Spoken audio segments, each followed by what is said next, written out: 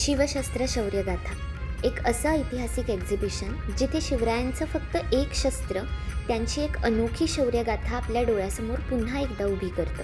हे शस्त्र म्हणजे राजमुद्रेत कोरलेल्या स्वराज्याच्या विस्तारासाठी केलेला एक धाडसी प्रयत्न. आणि कदाचित याच शस्त्रामुळे सावरकरांच्या लेखणीतून हे हिंदू नृसिंहा प्रभू शिवाजी राजा हे शब्द जन्माला आले असावेत. अग्निपुराणाचा संदर्भ वापरून महाराजांनी घडवलेलं हे देखणं पण तितकंच धारदार आणि घातक असं शस्त्र म्हणजे वाघनख.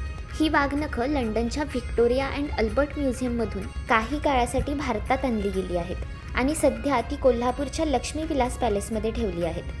फोटो काढण्याची परमिशन नसल्यामुळे आम्ही सामान कक्षात फोन जमा केला आणि आतमध्ये गेलो.